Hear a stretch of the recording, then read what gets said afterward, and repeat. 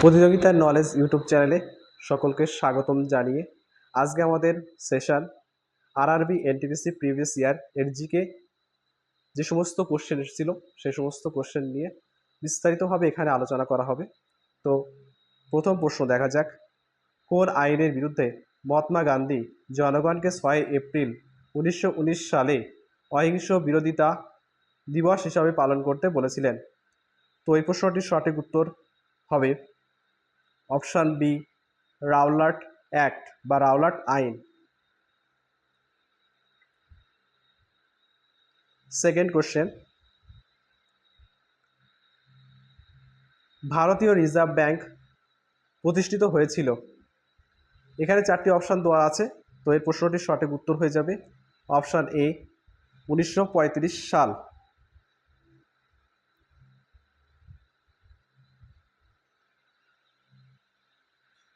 Third number question, জাতীয় প্রযুক্তি দিবস হিসাবে প্রতি বছর পালন করা হয়, সেটা কিসের স্মরণে? উত্তর হবে পোখরান 2, অপশান ডি, পোখরান 2।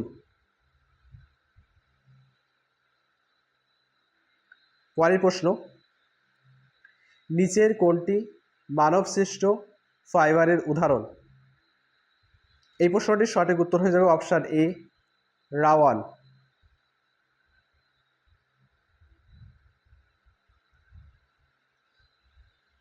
5 নম্বর প্রশ্ন, কোন হরমোন শরীরের রক্তের শর্করা মাত্রা নিয়ন্ত্রণ করে?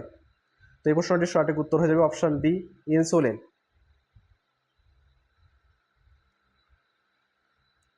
6 নম্বর প্রশ্ন, কে রামমোহন রায়ের ধারণা প্রচারের জন্য তত্ত্ববোধিনী সভা প্রতিষ্ঠা করেন?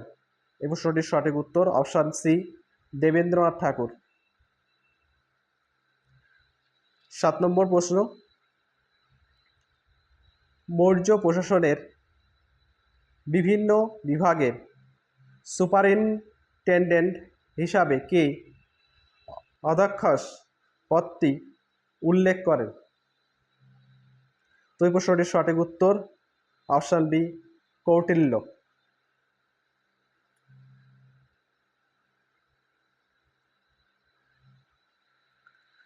8 নম্বর প্রশ্ন, কোন নদী ধোঁয়াধার জলপ্রপাতের সঙ্গে যুক্ত?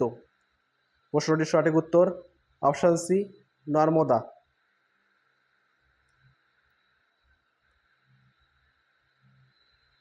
9 নম্বর প্রশ্ন, মিনি সংবিধান নামে পরিচিত কোন সাংবিধানিক সংশোধনী যেটা শরণ সিং এর কমিটির সুপারিশে কার্যকর হয়েছিল? তো এই প্রশ্নটির সঠিক উত্তর অপশান সি, 42তম সাংবিধানিক সংশোধনী বা অ্যামেন্ডমেন্ট।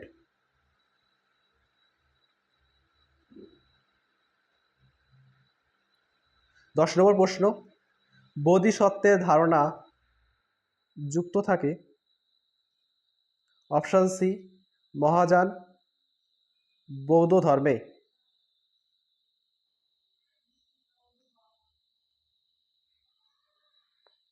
11 নম্বর প্রশ্ন, কার আমলে দিল্লি সুলতানি সাম্রাজ্য সবচেয়ে বেশি সম্প্রসারণ ঘটে? তো প্রশ্নটির সঠিক উত্তর অপশান এ, মোহাম্মদ বিন তুগলক।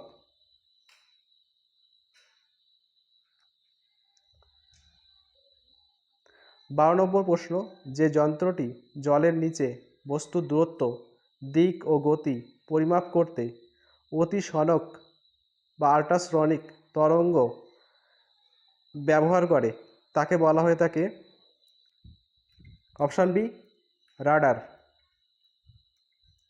পরের প্রশ্ন,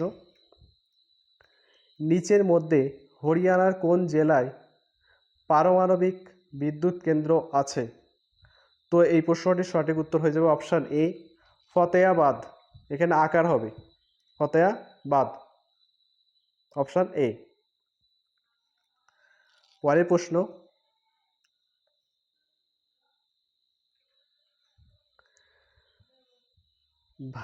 ভারতের নিচের কোন বন্দরের নাম পরিবর্তন করে দীনদয়াল বন্দর করা হয়েছে?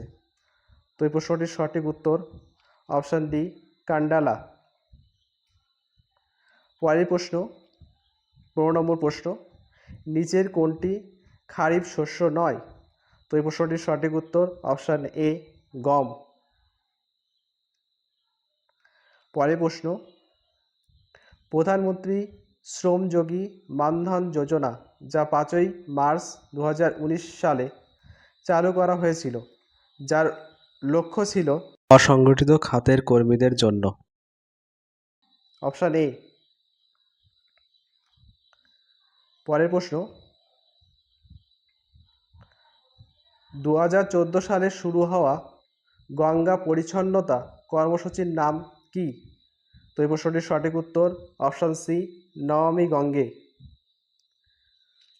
18 নম্বর প্রশ্ন, ভারতের চতুর্থ রাষ্ট্রপতি কে ছিলেন বা চতুর্থতম রাষ্ট্রপতি কে ছিলেন?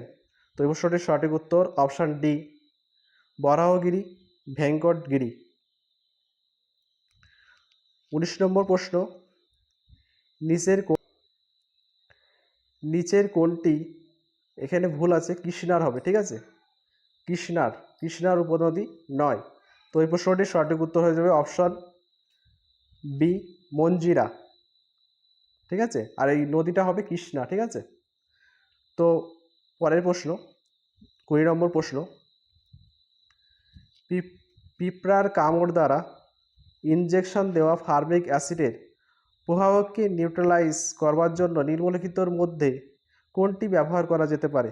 তো এই প্রশ্নটির সঠিক উত্তর অপশান সি, সোডিয়াম বাইকার্বনেট। 21 নম্বর প্রশ্ন, ভারত সরকার কৃষকদের জন্য জাতীয় নীতি বা এনপিএফ অনুমোদন করেছে কত সালে? তো এই প্রশ্নটির সঠিক উত্তর অপশান সি, 2007 সালে। 22 নম্বর প্রশ্ন, নিম্নলিখিতগুলির মধ্যে কে লোকসভার সম্পূর্ণ ক্ষমতার অধিকারী? তো এই প্রশ্নটির সঠিক উত্তর অপশান সি, স্পিকার। 23 নম্বর প্রশ্ন, ব্রিটিশ শাসনের বিরুদ্ধে সিপাহী বিদ্রোহ বা প্রথম স্বাধীনতা যুদ্ধ সংগঠিত হয়েছিল কত সালে? তো এই প্রশ্নটির সঠিক উত্তর অপশান বি, 1857 সালে।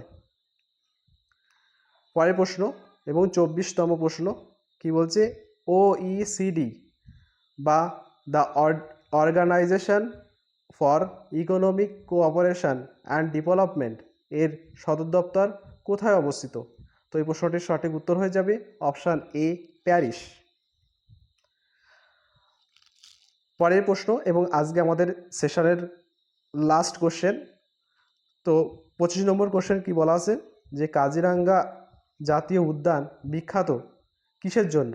তো এই প্রশ্নটির সঠিক উত্তর হয়ে যাবে অপশান ডি, এক শিং গন্ডার বা রাইনোর জন্য। এবং এই সেশনের লাস্টে আমরা কোশ্চেন অফ দ্য ডে একটি কোশ্চেন রেখেছি, এই কোশ্চেনটির উত্তর তোমরা নিচে কমেন্টে জানাবে। দ্য ইন্ডিয়ান স্ট্রাগল বইটির লেখক নিচের মধ্যে কে? Jawaharlal Nehru, option A, option B, Mahatma Gandhi, option C, Maulana Abul Kalam Azad, option D, Subhas Chandra Bose. তো এই প্রশ্নটির সঠিক উত্তর তোমরা কমেন্টে জানাতে ভুলবেন না।